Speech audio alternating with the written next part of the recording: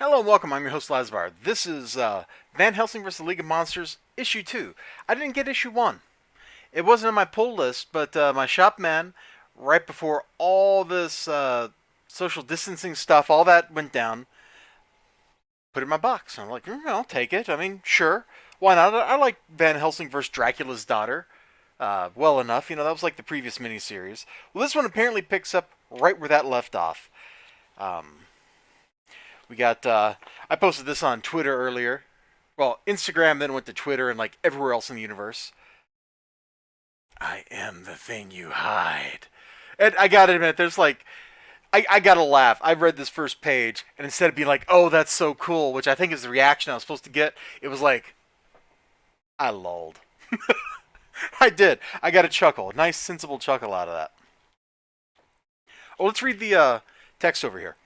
Van Helsing is still reeling from the revelations of recent events after her world came crashing down around her. Yeah, because in the last miniseries, like, everybody she knew got killed. And or just straight up left her, like she did, right there. But she won't have time to catch her breath, as something catastrophic is heading her way.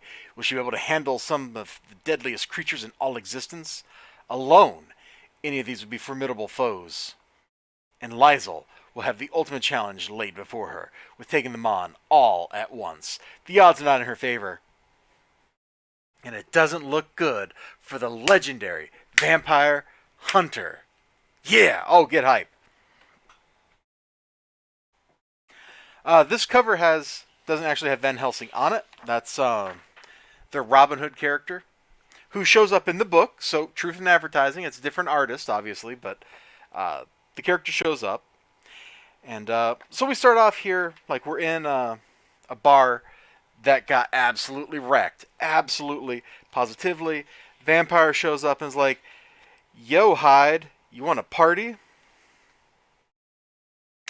And now, here's the one thing I really didn't like in this book. Because I liked a lot of stuff about this book. I thought it was pretty well paced. I thought the art was nice enough. The writing's okay. No real complaints. It's just kind of like, a pulp story turned into a comic book. It's okay. There's nothing wrong with that. It's fun. But we go from here, with her like turning on her powers, to here, with everybody beaten up.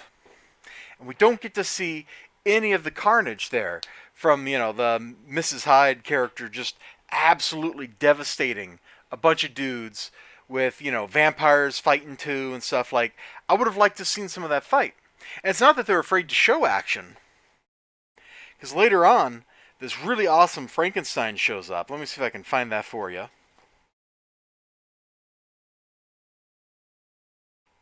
Yeah, it's got this awesome splash right here. I should put this on Instagram too.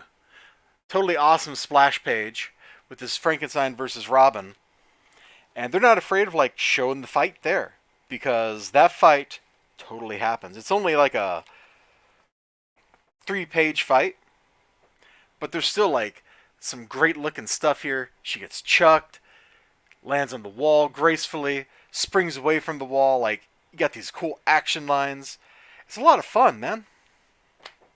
I would have liked a little more of the action and a little less talking, and I think that's my only real criticism of the book. I don't feel like I needed to read issue 1 to understand what was going on here, but that's mostly because I read the previous miniseries. If I hadn't read that, I think I would have needed issue 1. I'm probably going to buy issue 1 after stores reopen and life recommences being some facsimile of normal. But till then, I had perfectly good fun reading this book. It's monsters, people hunting monsters, and them fighting each other, and conspiracies, and vampire mind control, and giant Frankenstein monsters, and I mean, what more do you want in a comic book, right? Okay, maybe you want like Spider-Man doing this instead or something. Like, I can see that because I have great love for that character, which is all predicated on everything before One More Day. Hmm. But yeah, like I said, the art in this book is totally fine. The setup is kind of fun. I just wish, instead of all these pages in the middle, maybe there's not too many pages in the middle. Now that I'm kind of flipping through the book again, there's not a whole lot of that. But I think like this scene where Liesel rolls up to that crime scene where the Hyde character just absolutely wrecked a bunch of dudes. Like I think we could took that page out and put a page in of just like smash, like even just like one panel of just like the Hyde characters cracking like two heads together or something. Like that would have totally satisfied my need right there to see that kind of activity. So it was fun. Check it out. If you can, you might still be able to order from online stores for your comic book store if you got a local one. Maybe they do curbside. Curbside. Man, I've been in Wisconsin too long. It's all curds up here. Curbside pickup. Maybe you can get mail order. I think Graham Crackers in Midtown at least are still doing mail order. I don't know about any other stores. Check it out though. Check it out. And take care of yourselves. Bye bye.